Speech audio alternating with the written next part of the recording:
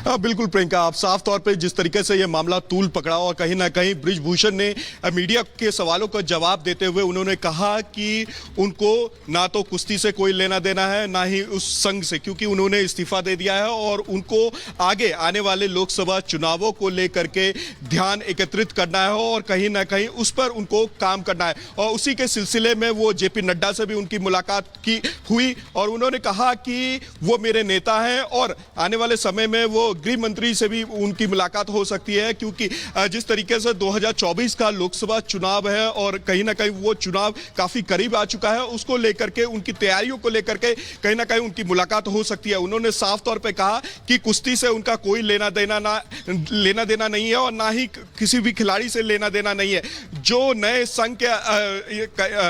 पूरी तरीके से जो नया संघ बना है उन्हीं के जो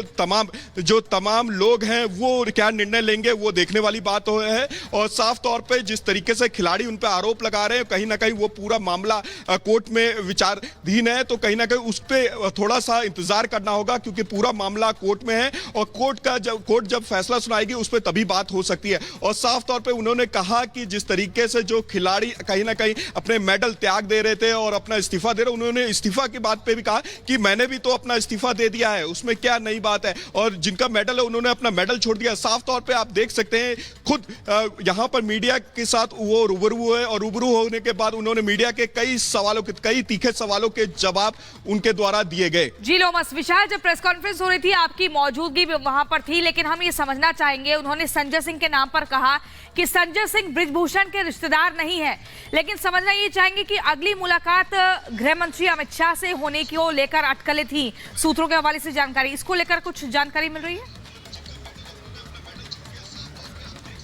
बिल्कुल, देखिए, बृजभूषण शरण सिंह ने प्रेस कॉन्फ्रेंस में कई बातें साफ कर दी। चाहे हम बात करें, सबसे पहले तो उन्होंने इस पूरे वाद विवाद से खुद को अलग कर लिया और कहा कि अब मेरा कुश्ती से कोई लेना देना ही नहीं है, अब मैंने संन्यास ले लिया है। आने वाले समय में किसी तरीके का कुश्ती का चुनाव नहीं लड़ूंगा और ना ही इसमें कोई इंटरफेयर जो है वो किया जाएगा। इसके साथ ही उन्होंने संजय सिंह के साथ जिस तरीके से बात कही जा रही थी कि संजय सिंह उनके काफी करीबी हैं, इसको भी उन्होंने साफ कर दिया। उन्होंने कहा कि मैं क्षत्रिय हूं और संजय सिंह जो है वो राजपूत हैं और हम बिल्कुल जो हैं वो भूमिहार हैं, हम बिल्कुल एक दूसरे से हमारा कोई लेना देना नहीं है, जान पहचान है, सगे संबंधी हैं, लेकिन किसी भी तरीके की कोई करीबी नहीं है। इसके साथ ही साथ मैं आपको ये भी बता दूं, जब उनसे हमने पूछा कि क्या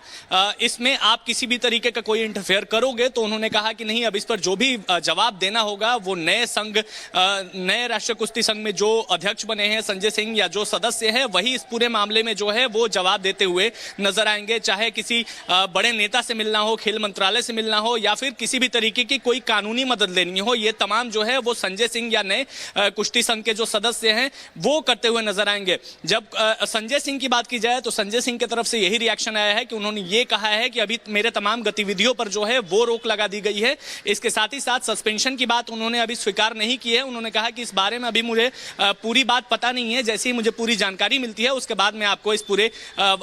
विषय पर जो है वो मैं ब्रीफ कर पाऊंगा। बृजभूषण शरण सिंह की बात की जाए तो बृजभूषण शरण सिंह ने यह साफ कर दिया है कि अब आने वाले लोकसभा के चुनाव है और खिलाड़ियों ने एक तरफ संन्यास लिया, बिल्कुल, और देखिए बृजभूषण ने भी यही कहा है कि दोनों ने संन्यास ले लिया है। लेकिन एक और खबर मिल रही है, बता दें दर्शकों को, आंदोलन के पीछे